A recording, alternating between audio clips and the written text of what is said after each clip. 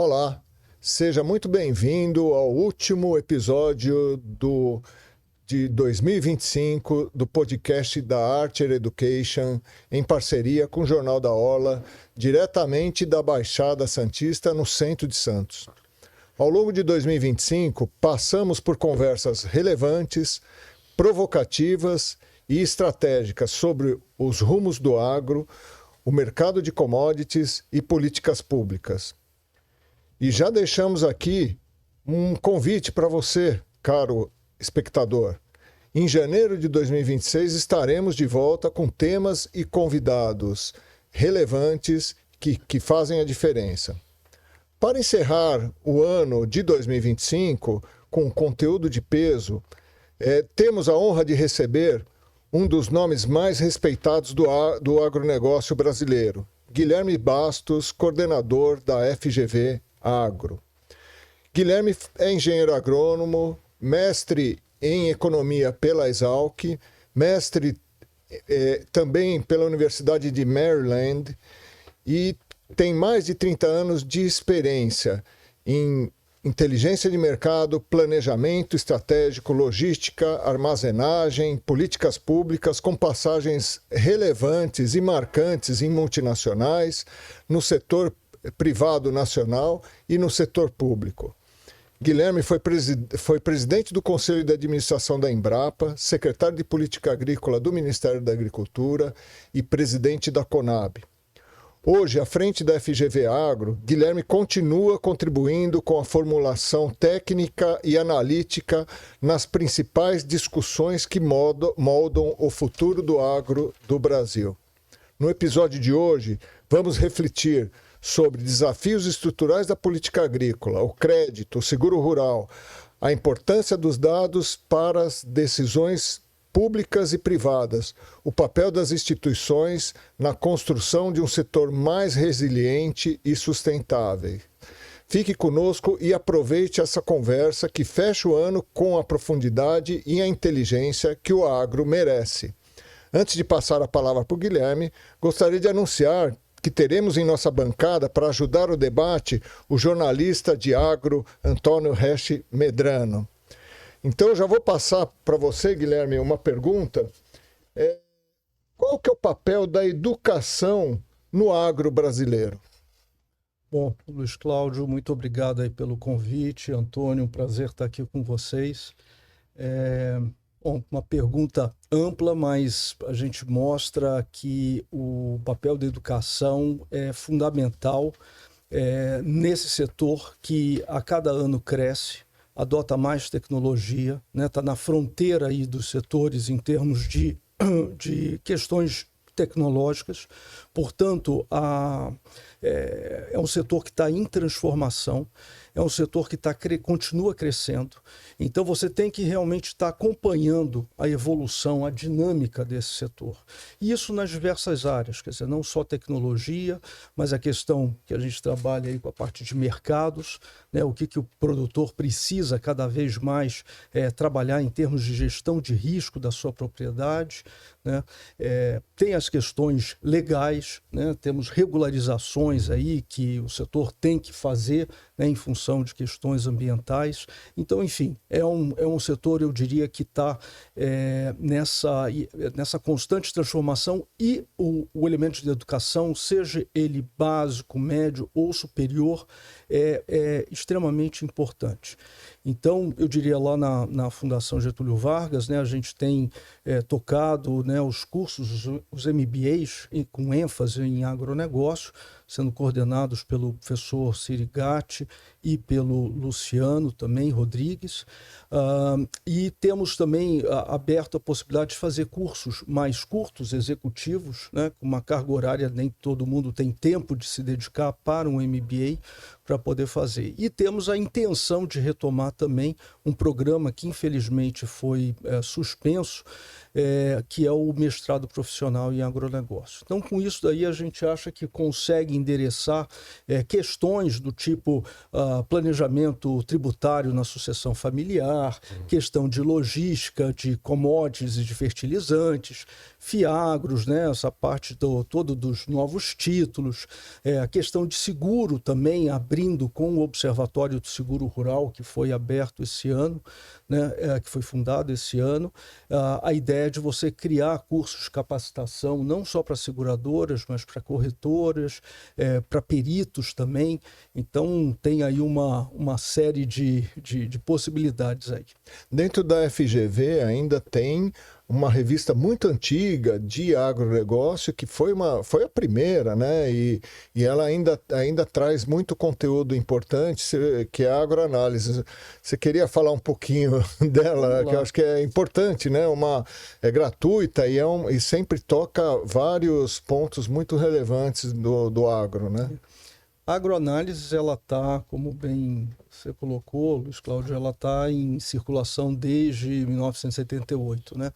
Não foi uma circulação, teve momentos de interrupção, e esse daí foi, na época, se não me engano, foi em 92 até 94, e eu me lembro que foi quando eu entrei na Fundação Getúlio Vargas pela primeira vez, quando eu estive no Rio de Janeiro, no Instituto Brasileiro de Economia, em que Mauro e Inês Lopes, né, estavam lá chefiando o Centro de Estudos Agrícolas, e a revista ela foi apresentada com uma nova cara, uma nova versão, mas ainda impressa, né? Ainda distribuída em bancas, passando para os extensionistas da Emater. Comprava no aeroporto, né? Na livraria La Selva.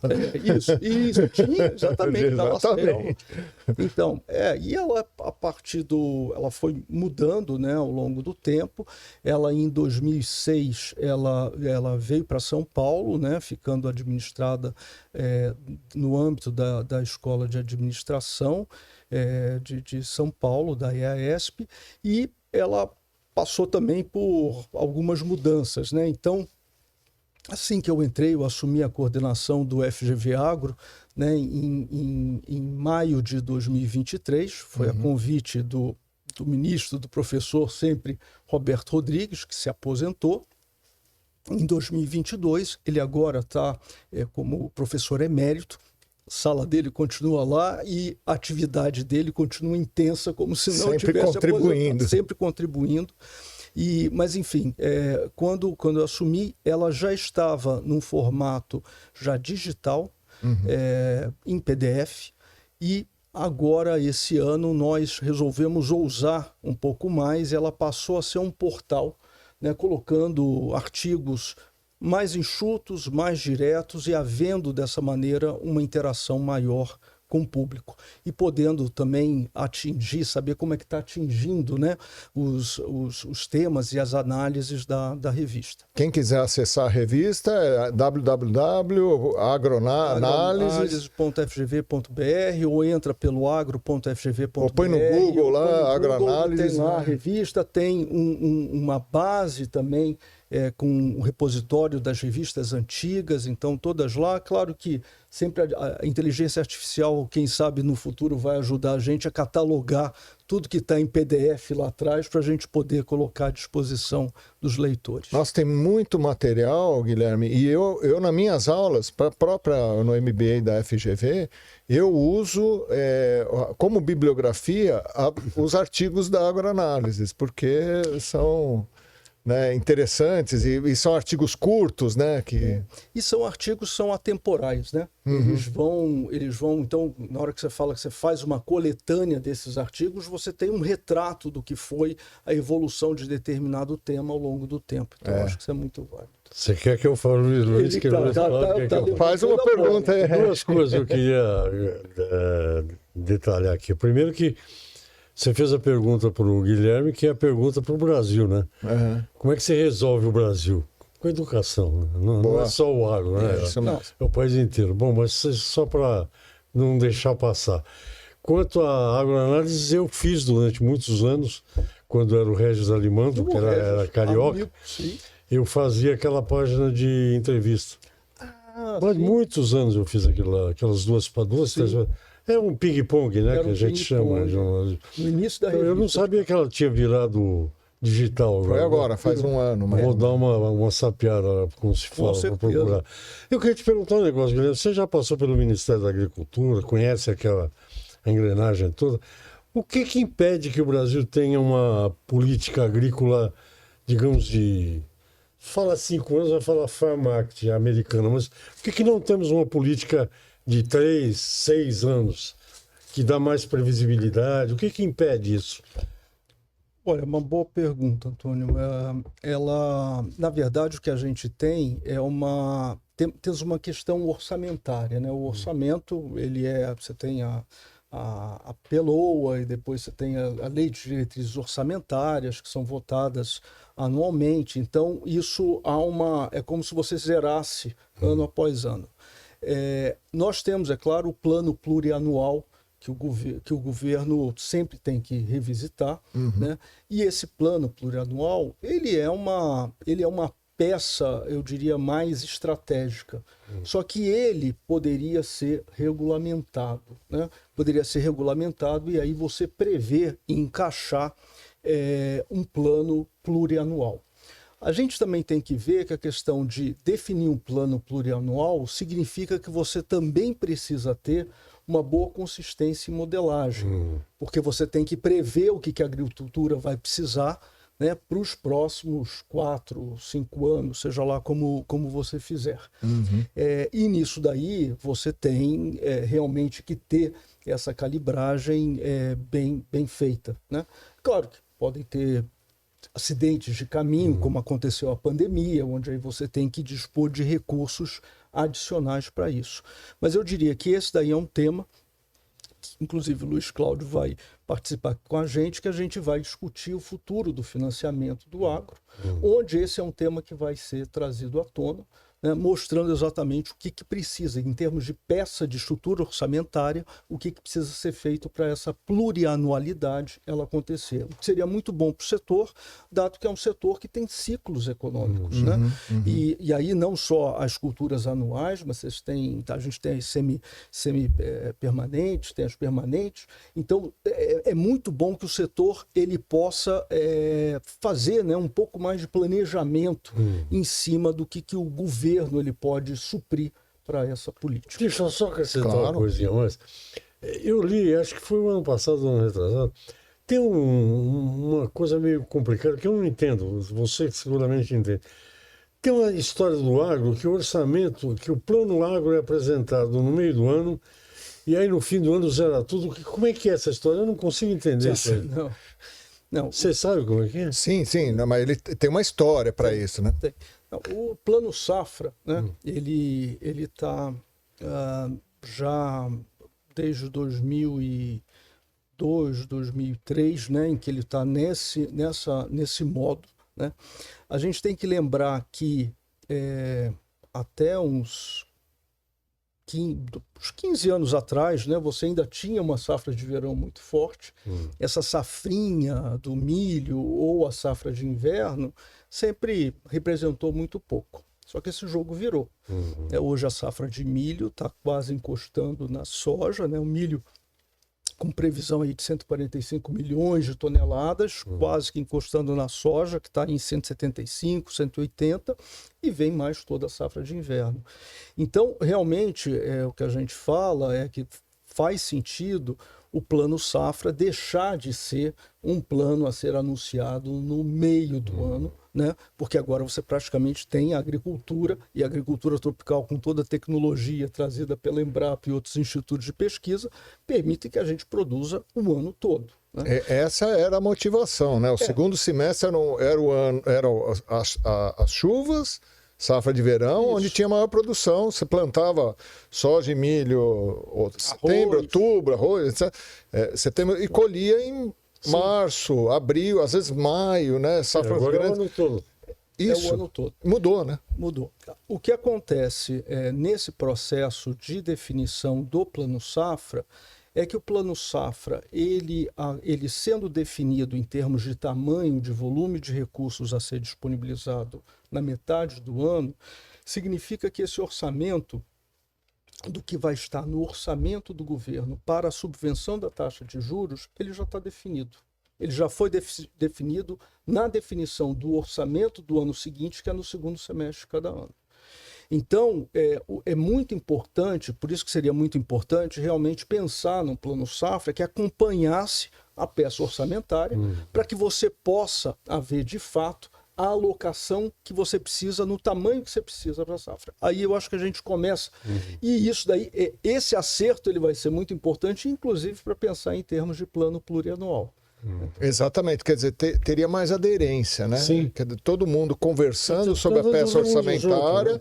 E falando a partir do dia 1º, zero cronômetro, começa para todo mundo, né? Porque o agro só vai... no meio, né? Exatamente, o agro só começaria depois de 6 meses. Então descasa. E houve uma tradição, né, de fazer esse anúncio do Plano Safra como um evento político e tudo mais. E, na verdade, ele não precisa, porque é uma peça exatamente do sistema financeiro em que você dá as condições para você dar largada para aquela... Olha, como é que vai ser o financiamento, né? Pensando aí nas fontes de recursos para o crédito rural daquele ano. Vão ser com essas taxas, e pronto. Tá, na verdade, o dinheiro do governo, o dinheiro determinado para o agro é um terço do que se usa, né? Mais ou menos, é o que se fala, pelo menos. Né? Pelo menos em termos de custeio, né? O volume disponível no Plano Safra, ele atende, em média, aí, um terço do que o setor precisa. Então, fora isso, ele vai precisar do BAR, tem recursos próprios, tem a própria ida ao mercado. Você não acha que o governo está matando um financiamento, taxando com imposto de renda a LCA, não, né? Não. Eu acho que tem um desincentivo, claro, né? Porque você tem até então um título, né, que estava isento. Maior sucesso. Maior sucesso. Qualquer coisa, e aí tem uma discussão também em termos do direcionamento da LCA, obrigando para o recurso de crédito, há uma discussão se isso é um fato positivo ou negativo, né? Se ela mais ajuda ou menos ajuda, porque você começa a perder flexibilidade, que esse é o problema do direcionamento de recursos, né? O direcionamento de recursos, esse volume de recursos que vai para o Plano Safra é em função de direcionamento do que está em depósitos à vista, em poupança rural, que só praticamente o Banco do Brasil tem, né? Então, e nisso daí você fala com os bancos o seguinte, olha, você não vai emprestar a taxa de juros de mercado ou mais, e você vai colocar isso para esse setor, o setor agro, né, com essas taxas que foram pactuadas. Então, isso aí gera, muitas vezes, algumas distorções que, enfim, elas precisam ser corrigidas aí no coisa. E eu acho que era muito importante também deixar muito claro que a gente sempre ouve assim, o governo está colocando 470, 500 bilhões de reais. Não, ele não está colocando 500 bilhões, esse volume todo. O que ele coloca de recurso mesmo, ele é da ordem de 16 bilhões, que é o volume de recursos destinado para esse abate na taxa de juros com relação à taxa de juros de mercado. Então, esse é o valor que... E a outra coisa que tem é isso, esse direcionamento dos recursos que estão parados no depósito à vista e que vão ser disponibilizados para o crédito. Obrigado. Quer dizer, é um assunto complexo que não dá para resolver de uma maneira simples, né? Esse negócio... E quando você pega o Manual de Crédito Rural, né, os recursos direcionados, você tem lá, sei lá, uma centena de programas, que você tem que analisar cada programa, tem que fazer, tem que medir, né? A gente não tem costume, né? O Brasil não tem costume de medir para saber se a política pública está sendo boa ou ruim, né? A gente não consegue medir, então entrou lá no programa, vai subsidiando até uma hora que bateu no teto, quer dizer, esgota, que é o que está acontecendo. Então a gente precisa repensar essa questão. Da LCA, nessa discussão que já vem há meses e tal, é que estavam usando dinheiro não para o agro, para outra coisa, né? Que é o que você está falando aí de mas hoje os bancos têm que usar para o agro, né? Sim, uma parte direcionada e outra parte não. Diz que tem uma distorção aí. Tem né? alguns desvios, enfim. Eu acho que pelo que eu li em LCA tem 600 e poucos bilhões de reais. 600 bi, eu não vi o último número. Bom, e esse é outro problema que a gente... Bom você ter perguntado isso sobre esse volume. Isso aí quem disse foi o mapa, viu? 600 milhões. Sim, mas isso é estoque, né? Esse é o estoque. É o estoque de LCA. E esse é um outro problema. A gente está também com o Luiz Cláudio lá no FGV Agro, com o núcleo de mercados de capitais e agro, justamente para ajudar a fazer esse rastreamento do volume de títulos. Pode parecer simples, mas não é. Não é, né? Não é. Então, imagina, quer dizer, um mecanismo tão importante de financiamento e tem dúvidas, né, de como é que está a ordem de grandeza. Não a ordem de grandeza está lhe dada, mas o número exato, absoluto, a gente está trabalhando para que isso seja melhor apurado. É bem levantado, né, Guilherme? Até no começo você tinha falado do plano, que é provocado pelo hash, de um plano plurianual e precisa de base de dados para poder... Quer dizer, do ponto de vista de dados, desde quando eu saí da faculdade, já faz bastante tempo, quer dizer, todo mundo fala assim, o Brasil, ele não tem dados, né? Os dados não são confiáveis, né? O que você pode falar? Você teve lá no Ministério, né? Quer dizer, a gente não vai chegar num momento que a gente vai falar, estamos caminhando para ter os dados confiáveis. Eu não diria que a gente não tem dado. A gente tem dado muito disperso, inclusive. Há uma ausência, né, de ter no Ministério da Agricultura, por exemplo, um link para informações sobre a agricultura agropecuária brasileira, incrível, é um país desse tamanho, com essa exposição, e o que você tem que fazer, eu me lembro, já montei uma estrutura de inteligência de mercado numa trading, você tem que fazer uma varredura de diversas fontes, quer dizer, você não tem, e muitas vezes com divergências nos números, como o caso de IBGE e Conab, muitas vezes não se dialogam, né, e você tem números com tendências, às vezes, até diferentes, né? Então, isso daí gera essa incerteza. Fica claro, como é que o setor aprendeu a lidar com isso, né? Então, você pensa nas trades, as tradings, cada uma delas tem suas estruturas de inteligência de mercado que fazem, né? Tudo bem, se você segue os dados oficiais, mas você faz o seu próprio acompanhamento dos balanços de oferta e demanda, e você está vendo a formação de preço nas praças, então você tem um sentimento se há excesso, se há falta de produto naquela época. Então isso daí acabou ajudando, né, que essas empresas elas andassem, né? Porque, então, assim, existe dado, mas falta essa coordenação. E essa coordenação, querendo ou não, ela deveria ser feita IBGE junto com o Ministério da Agricultura, né, para que ela pudesse ficar melhor reportada e melhor qualificada aí para a sociedade. Para a gente que trabalha com informação, jornalismo, eu que gravo coisa e tal, acaba sendo divertido. Você tem a Conab diz que a safra de soja é 174 milhões de toneladas.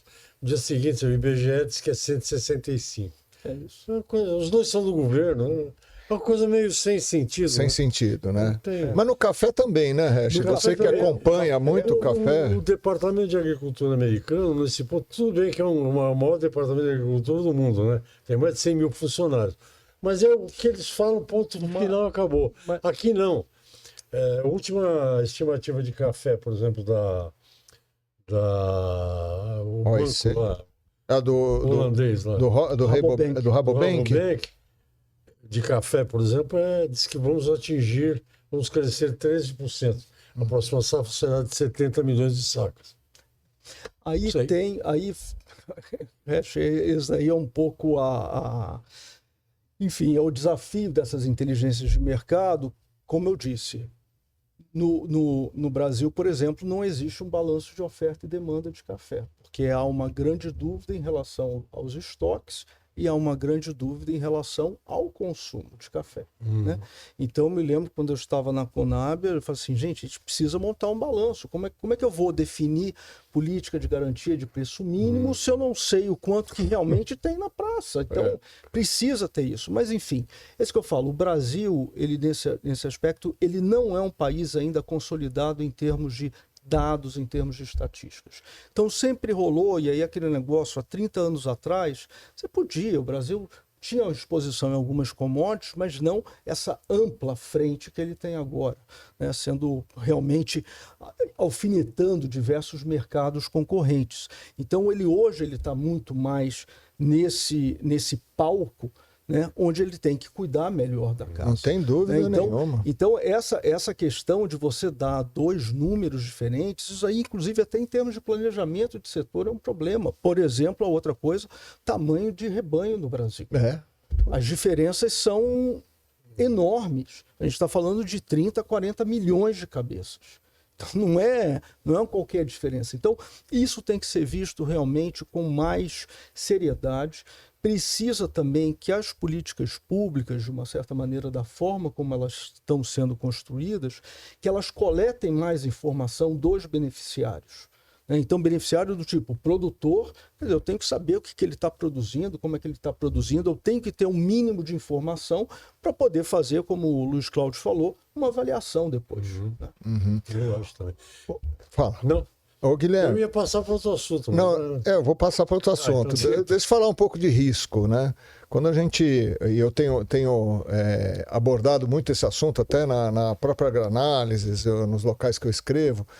Quando a gente olha o produtor, ou qualquer outra empresa do agro, mas olhando para o produtor, a gente verifica que ele tem um risco na hora que ele vai com o risco de preço de fertilizantes, de defensivos, né? Quando eu peguei a série histórica da importação de fertilizantes e defensivos no Brasil, de inseticidas, herbicidas, e a gente vê que em 2022 cresceu muito o preço em dólar, né? Então é um risco no custo de produção, de aumento do custo de produção. Por outro lado, ele tem o risco da volatilidade do preço da commodity que ele produz, como, né, soja, milho, açúcar, café, algodão, etc.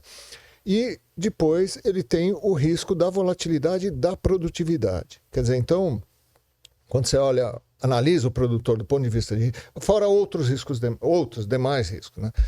E quando você analisa o produtor do ponto de vista de risco e a gente... Olhando, quando a gente olha o custo, a gente verifica, por exemplo, a taxa de juros, o quanto que ela agride dentro da estrutura de custo de produção, que eu tenho visto até no próprio café, né? A taxa de juros sempre ficava lá atrás, mas hoje primeiro é fertilizante, segundo a taxa de juros. É um absurdo isso, né? Mas enfim, de qualquer jeito... E quando a gente olha essa estrutura, né, e a gente verifica que o produtor realmente, né, o Ivan Vedekin que fala, né, que o agro é uma ilha de risco, né, que tem risco de todos os lados, o que você me diz quando a gente está falando do risco de produtividade, que está relacionado a seguro agrícola, e do risco de preço da commodity, que está relacionado a preços futuros? O que você pode me falar sobre isso?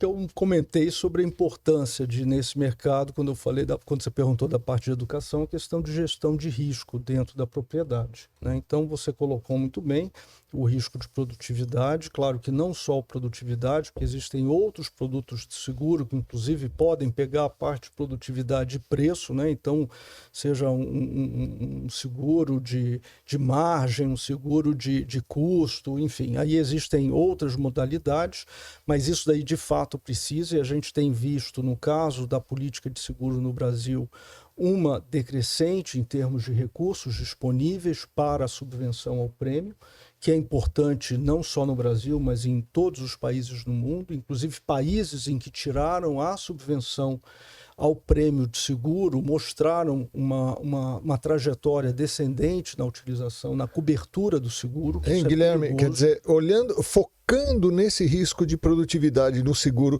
né, e você já está falando sobre isso, aprofundando nesse tema, como que está o seguro nesse país? Então, ele está, eu diria que essa parte sobre a ótica da política pública, né, que pode fomentar a adoção de ferramentas, né, de gestão de risco, de produtividade, de produção dentro da propriedade agrícola, ele está fraco, né? Então, a gente teve um pico, né, do volume de recursos que foi utilizado para subvenção, que atingiu R$1 bilhão, né? E ele agora, esse ano, com contingenciamento, ele deve ficar em torno de metade, né, em torno de R$500 milhões, com uma abrangência, com uma cobertura muito menor, porque você tem, no caso, prêmios que foram majorados, né, com esse tanto de catástrofes, né, que aconteceram ao longo do país. Muitas resseguradoras, inclusive, tiraram o pé. Eu falei assim, olha, minha exposição ao risco nesse mercado está muito grande, né? E a questão do preço do produto, que também teve um bom aumento. Então, você com a mesma subvenção, você passou a segurar menos, né? Então, é uma política que ela precisa também ter um fomento, um aumento. Estava vendo hoje no jornal alguma coisa aí sobre a questão da MP de energia, a questão de energia elétrica, mostrando um aumento de investimento, de aporte, de benefícios do governo para isso. Isso precisava ser dado para ter essa sinalização para a indústria de seguro ela poder se aportar, poder estar mais abrangente, desenvolver novos produtos e tudo mais. Por enquanto, o seguro rural dentro das seguradoras representa muito pouco. Sem dúvida. Então elas já acabam que não o ovo a galinha, né? Vai acabar não dedicando esforços, porque, olha, eu estou colocando aqui, eu não sei, o governo, ora, sinaliza botando mais, depois tira, contingencia, então não fica uma política realmente consistente. E olhando, por exemplo, para o produtor, quando você olha o risco da produtividade, é diferente. Por exemplo, o preço, ele pode cair, mas vai cair a zero? Vai cair? Não, né? Quer dizer, ele tem, né? Ele pode cair muito, mas ele tem um determinado range, né? Que mais ou menos previsível. Na produtividade, não. Se você tiver uma seca catastrófica, pode colher zero. Se você tiver um granizo ou uma geada, pode colher zero, né? Não tem nada. Quer dizer, uma vez eu vi um estatístico falando que, assim, se for para fazer algum tipo de gestão de risco, então primeiro começa com seguro. E é onde a gente está patinando, né? Onde está patinando, onde o seguro ele daria pelo menos uma condição de vamos dizer assim, uma sustentabilidade financeira para que o produtor possa se recompor e pelo menos garantir o plantio de uma próxima safra que ele tivesse perdido boa parte dela. Então, isso realmente ele é basal. Então, o que a gente está falando é que em cima desse esgotamento, dessa política de crédito hoje, com a subvenção à taxa de juros, que, parênteses, ela é importante ainda enquanto o país não tiver taxas de juros bem comportadas, né? Com taxas de juros a 2 dígitos é muito complicado você manter qualquer operação de atividade econômica real. Então, acho que isso daí é um ponto, mas à medida, quando a gente olha para frente, né, imaginando que a taxa de juros venha a tomar uma tendência mais comportada, mais civilizada, tem que ser, né? Essa questão do governo subvencionar na taxa de juros, ela deve começar a perder tanta importância. E aí seria muito importante que esses recursos fossem migrando para o seguro. Então, acho que se houver uma sinalização de que haverá esse processo de migração, isso pode dar para o setor pelo menos vislumbrar uma política que vai estar crescente. Então, a gente está exatamente num momento, acho que bem interessante, que eu falo, a gente comemorou, né? Eu lembro que você preparou um artigo para a Agroanálise, né, sobre os 30 anos da CPR, e aquele negócio, 30 anos para frente, o que vai ser da gente, né? O que vai ser do setor? É um setor que está cada vez mais integrado, como você falou, é uma ilha, né, em que tem as trades, tem os insumos, as máquinas, sementes, tudo está... A parte de logística também, que depende, caminhão dependente da safra, está tudo junto, né? E a gente precisa dispersar um pouco mais esse risco. Por isso que tem que fazer esse esforço de pensar o futuro desse financiamento, porque do jeito grande que ficou, outras soluções vão ter que ser pensadas. Se você olhar o agro como eu olho, por exemplo, que é apenas um segmento da economia, né, para mim, a única coisa no agro brasileiro que não funciona mesmo é o seguro, né? Muito pequeno em relação ao tamanho do agro, né? Eu acho que... Não tem dúvida, né? Quer dizer, quando você olha, por exemplo, no preço, as tradings hoje fazem o papel de fixação de preço, as cooperativas. Aliás, agora estão entrando os bancos, né, profissionais. Veja o que está acontecendo. Lembra que você sempre gostava de milho, eu também, né? Que é um produto... O milho era o primo pobre da soja. Hoje o milho está importantíssimo. Veja o que está acontecendo com o álcool de milho, né? O etanol. Estão montando indústria. Antes de montar a indústria, o cara já contrata a safra do agricultor e diz o preço que vai pagar por milho.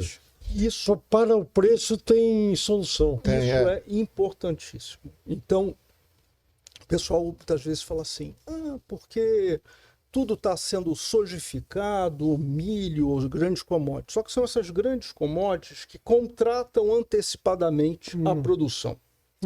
Elas assumem o risco nessa operação e elas garantem para o produtor que ele vai ter com quem comercializar.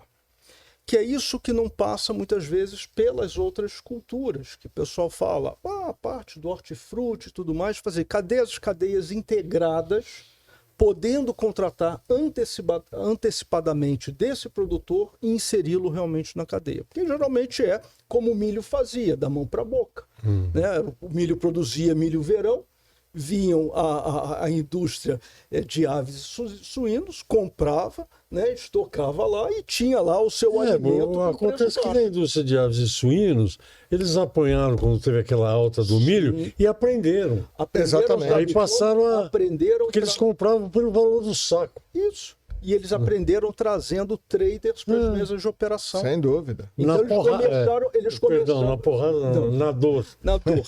E eles começaram a fazer um planejamento de compra baseado na paridade de exportação, sabendo que ele tinha que estar concorrendo com o produto lá que seria exportado. O milho e a soja, eles são... Tem muita gente que fala, não, né, que as grandes commodities e tal, mas quando você olha milho e soja, né?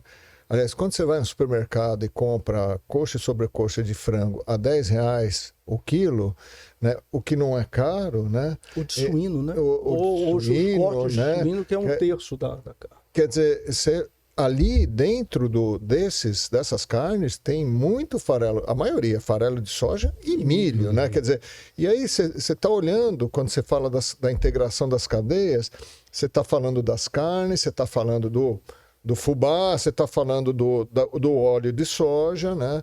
Você está falando de outras coisas. E agora, com o advento, né, que vocês falaram, do etanol de milho, né? Quer dizer, isso está mudando, viu, Guilherme, a formação de preço de milho de uma maneira que, o pessoal, os compradores de milho estão meio sem entender, viu? Mas é isso. De novo, vão ter que aprender. Mas foi o que o Resto falou. A empresa está se instalando e já está fechando contratos antecipados. Então, isso daí dá uma... Inclusive, vai ser muito interessante ver essa planta de etanol lá no Rio Grande do Sul, né, que vai ser olhando ali a parte de cereais. Acho que arroz está incluso. Também, o que vai ser ótimo para ajudar a escoar qualquer excedente. Então, hoje a gente está numa situação de preço baixo, quer dizer, o arroz já atingiu 3 dígitos por saca, agora está a R$50 por saca, mais ou menos, está menos do que o custo de produção. E se você tivesse uma indústria como essa, pelo menos adquirindo esse excedente para a produção de etanol, você faria sim aí uma boa regulação de preço de mercado, evitando, claro, que você tem às vezes choques externos, choques de câmbio, que você não tem como conseguir coibi-lo numa pancada, né? A gente, na verdade, a gente fala do macro, né, aqui, da coisa. Tem um caso, rapidamente, Luiz Cláudio. Tem um produtor que eu conheço que ele está em Jaú, São Paulo, a 10 quilômetros de uma usina de açúcar. Só que a usina, com o negócio de colheita mecânica e tal, começou o que ele chamava de explorar, ser explorado. Esse cara, ele está pertíssimo da cidade, é uma fazenda que tem 100 anos na família. Ele começou a circular por ali, foi num lugar, começou a plantar grão. Saiu, parou de fornecer cana. Aí ele foi numa indústria, o cara falou, se você plantar 100 alqueires de girassol, eu compro tudo. falou, mas compra para quê? Para fazer óleo? Não, para papagaio. Antes dele plantar, ele fixou o preço, né? O risco dele todo para vender.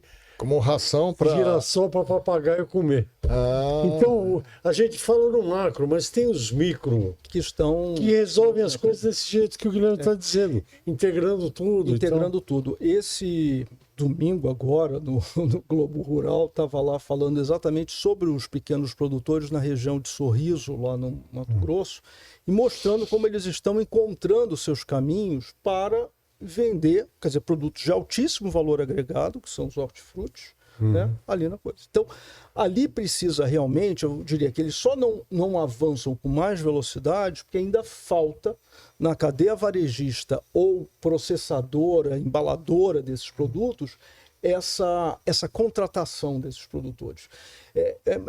Eu acho muito... Essa questão dos contratos, eu lembro sempre do Décio Berstein com a teoria dos contratos, mas isso é fundamental.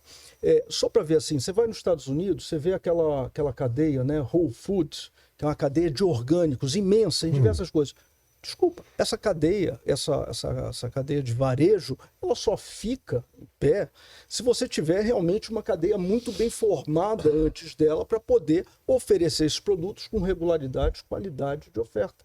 Então, isso precisa ser melhor trabalhado, pensando exatamente em termos de pequenos ou desses produtos, pessoas assim, não são os produtos de exportação. Mas muitas vezes os produtos de exportação vão dar o lastro que você precisa para você poder avançar em outras culturas. A gente pode não saber, mas quiabo dá muito mais dinheiro que muita grande cultura, né? As políticas públicas, né, poderiam focar nesse tipo de fomentar isso. Mas enfim, você esse daqui é o meu trabalho. Belém do Pará? Claro. Deixa eu fazer uma pergunta aqui para o Guilherme. Então, Guilherme, sabemos que as mudanças climáticas podem impactar o agro em maior ou menor intensidade em relação aos outros setores. O que o agro pode fazer para se proteger desse risco, né, de eventuais mudanças climáticas? Acho que está muito ligado com o que a gente falou anteriormente. E eu já queria que você emendasse, já que a gente entrou em mudanças climáticas, emendasse que você participou da COP, ficou lá um tempão, chegou na sexta-feira, meia-noite em Guarulhos, que é o melhor, né? Cheguei em Guarulhos. Eu quero perguntar para ele quanto ele pagou a água, a coxinha, essas coisas. Mas... Tá. Vamos lá, essa questão de mudança climática é fato. Eu lembro desde que eu pisei no Ministério, na Secretaria de Política Agrícola, né? Começou com seca no milho safrinha, depois geada no café, depois veio na cana, aí depois veio a grande seca em 2022, no verão de 2022, pegando Rio Grande do Sul, Santa Catarina, Paraná e Mato Grosso do Sul.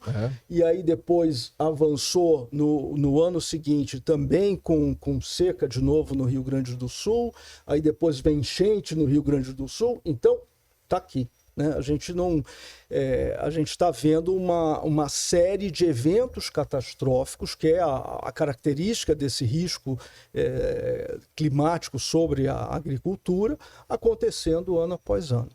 Né? A gente concluiu um trabalho que está para ser publicado, foi financiado pelo Instituto Clima Sociedade, com liderança do professor Eduardo Assad, lá e equipe da FGV, que é exatamente trabalhando o impacto das mudanças climáticas, por exemplo, na produtividade do milho segunda safra.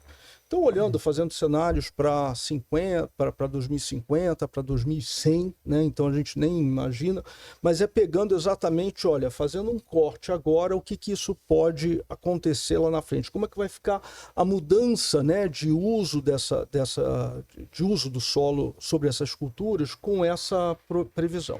Então, o que a gente vê são exatamente regiões, como hoje no Mato Grosso, que começam a reduzir muito a janela. Né? A janela não só de plantio do milho, mas como colheita também. Então, o período de seca ele começa a se ampliar. Isso quais são as alternativas que a gente tem? Bom, primeiro é isso, precisa realmente cada vez mais estar lá o seguro, ainda mais nesse processo, que você simplesmente não muda uma atividade de uma hora para outra. Tem uma questão de manejo do solo também importante. A Embrapa esse ano lançou o zoneamento agrícola de risco climático, nível de manejo, então vê a propriedade, né, em 4 níveis, sendo o nível 4 aquele que você realmente faz o não revolvimento do solo, o no-till, né? Contra aquele que você não está revolvendo o solo e não deixa cobertura nenhuma sobre o solo, e mostrando diferenças de produtividade em ambiente de seca de 50% a 80%. Porque você mantém umas caixas d'água dentro do solo. Você tem uma estruturação de solo. Então, isso daí é muito importante em termos de estratégias que você tem que adotar como produtor em cima desse cenário de mudança climática, né? Então, é isso. As coisas estão acontecendo. O que pode acontecer também com essa entrada, né, das usinas de etanol de milho, né, eu já ouvi de um grande produtor que falou que esse ano, lá no Mato Grosso, demorou demais para chover e vai plantar milho verão. Sim. E vai plantar milho verão. Você pode inverter, voltar, né? Não vai plantar soja? Não, porque eu ia ter risco plantando soja, ia ter risco plantando milho segunda safra, então eu prefiro plantar o milho, que vai me gerar 200 sacos por hectare. Produtividade muito maior. E vai estar pegando um preço antes da safra do milho safrinha. Então ele vai pegar o melhor preço possível. Então é esse tipo de conta que vai começar a mudar. Então talvez a gente comece a ver um pouco de competição diária, né, e talvez aí de milho verão começar a aumentar de novo. Mas enfim, então é isso que esses estudos eles validam, né, para você pensar em termos de estratégias futuras de como você deve fazer. Falando de COP, olha, foi uma experiência, foi a minha primeira COP, né? Eu lembro também o nosso enviado especial da agricultura, o Roberto Rodrigues, também falando, eu nunca fui uma COP, então fomos... Mas o Eduardo Bastos já é a 27ª. O Eduardo Bastos ali tem muitos que já estão praticamente batem ponto ano após ano. Mas foi muito interessante para entender como é que foi esse processo, né, de chegada, principalmente do setor, posicionamento do setor, numa COP, onde o setor de agro, né, em todo o mundo, sempre foi colocado como, olha, vocês são os culpados através da pecuária, só que sempre vendo muito sob a ótica da agricultura temperada. Então, a gente sabe que na agricultura temperada, seja Estados Unidos ou países da União Europeia, o gado praticamente é confinado. Então, você não tem pasto, né, para simplesmente remover carbono.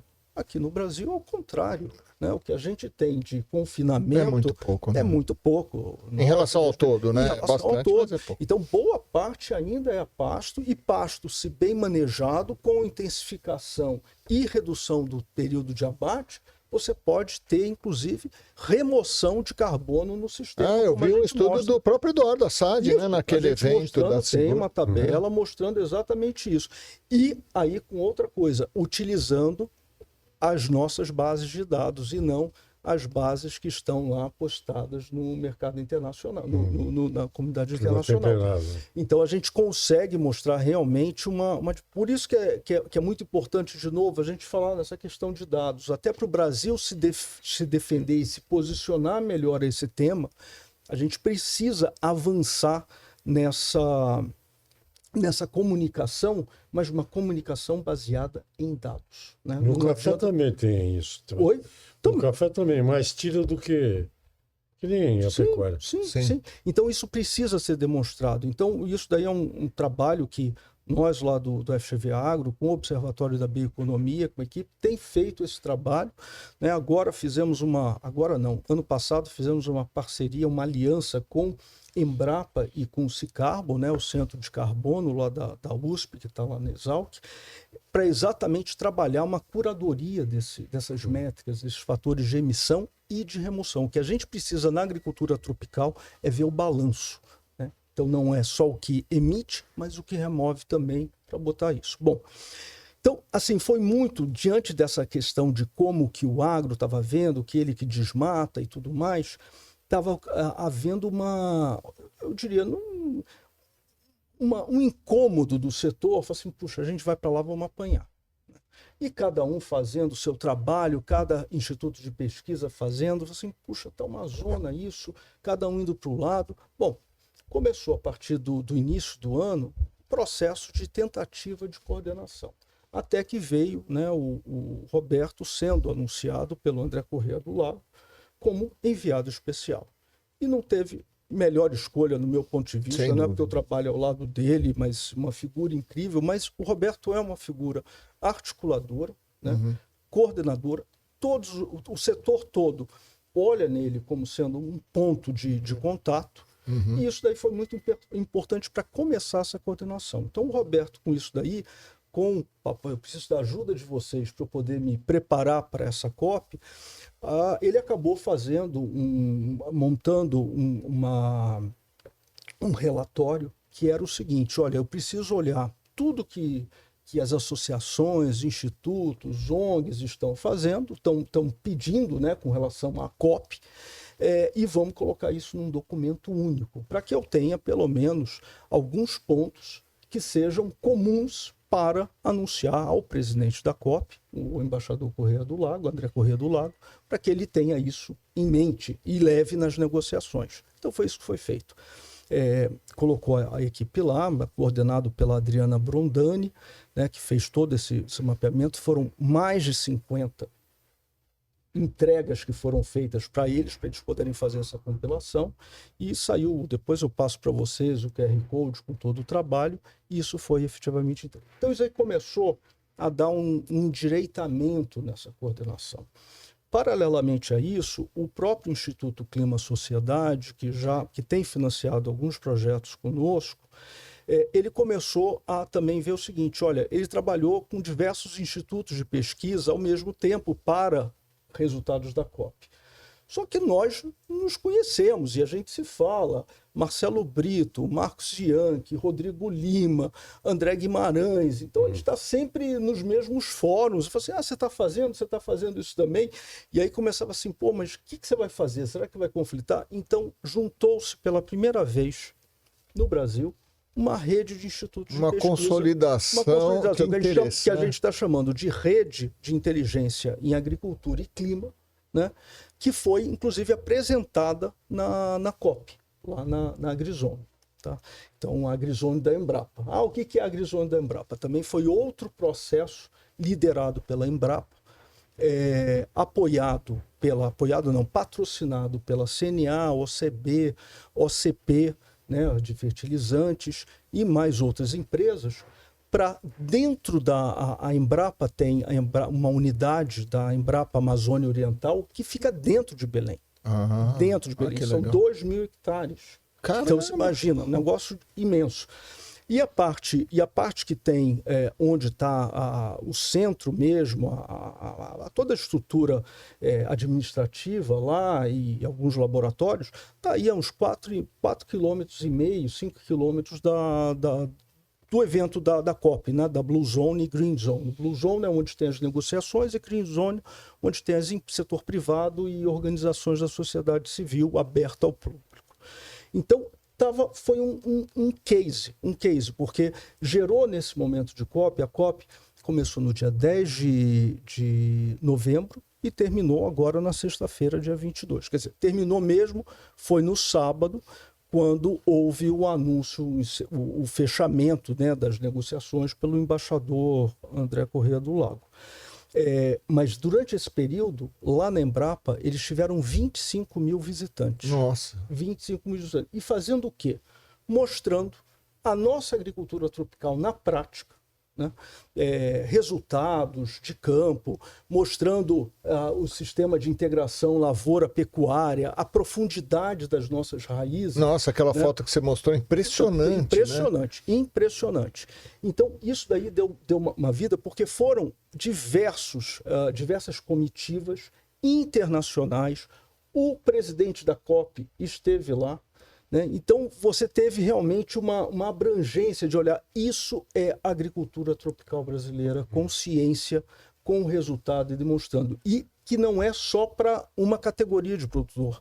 A gente estava falando lá de todas as categorias, do pequeno, médio ao grande. Ô, Guilherme, para dar um serviço aqui para o nosso espectador, essa Blue Zone, essa AgriZone está toda no YouTube, porque eu acompanhei algumas palestras lá da Embrapa e de vários, então é só clicar lá no YouTube, AgriZone, você vai ver todas essas apresentações, acho que todos os dias tiveram... 400 palestras foram feitas, 40 eventos por dia, e o Roberto diariamente estava com o diário da COP, todo dia lá às 5 horas, fazendo uma geral sobre o que tinha com os principais pontos lá do dia.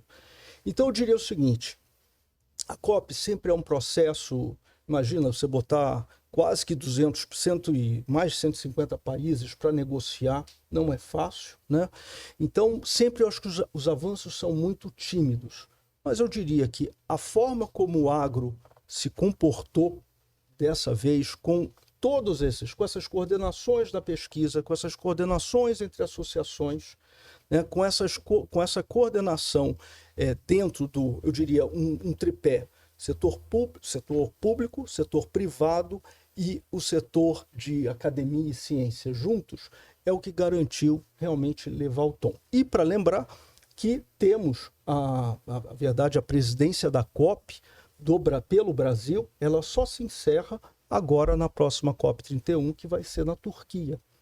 Então, durante esse tempo todo, o pessoal fala assim, terminou a COP, que alívio. Não, agora que vai continuar também o trabalho, porque você tem que preparar para a COP31 e entregar, sim, o encaminhamento para o próximo dono da COP. Você acha que essa consolidação, esse rumo que o Roberto Rodrigues deu para esse... Você acha que isso, nessa COP, né, para o agro, né, fazendo uma coisa mais unificada, você acha que isso vai ser colocado nas próximas COP? Vai ser uma herança, né, que vai ser levada para as próximas COP? Luiz Cláudio, eu acho que assim, essa foi a percepção, inclusive num evento de encerramento na quinta-feira passada na CNA, sobre o legado da COP.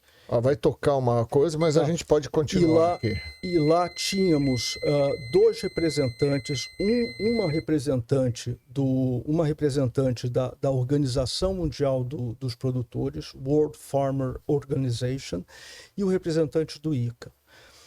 A representante da Organização Mundial dos Produtores, ela falou assim, o que vocês criaram, o que vocês fizeram nessa COP, ela não tem precedente. Isso daqui está marcado, né?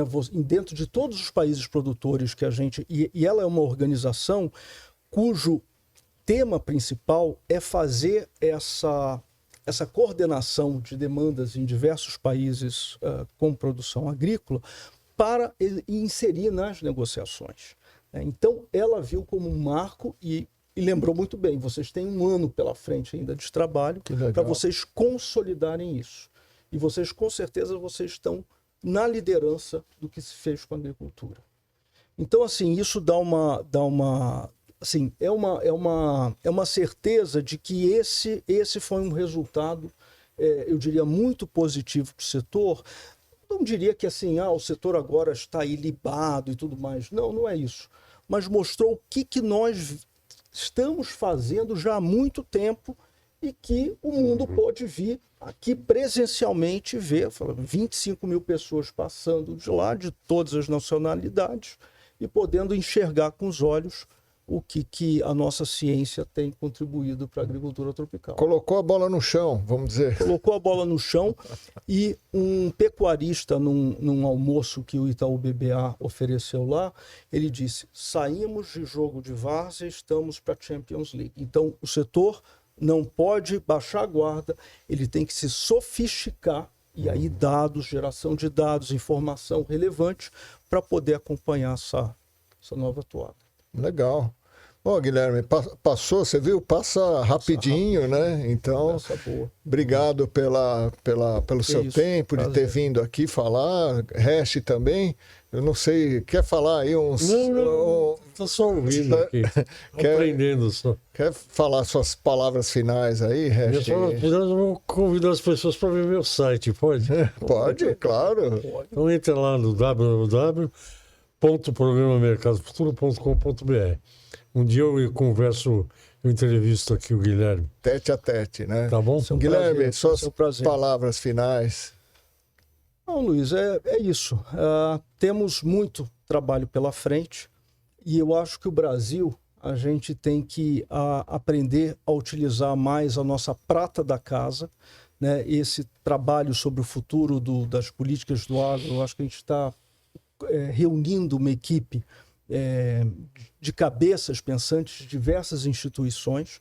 Isso daí me deixa muito tranquilo sobre estar na Fundação Getúlio Vargas. A gente tem uma isenção, então não tenho problema nenhum de trazer pessoas, e eu acho que com isso daí você consolida melhor as propostas, né? Você valida e você pode realmente avançar com mais robustez. Então, é o que eu acredito, é uma visão otimista, trazendo em função desse resultado da COP, que a gente avança, e o que a gente tem para construir aí de futuro. Legal, obrigado. Obrigado ao espectador por esse tempo, e a gente se vê em janeiro de 2026.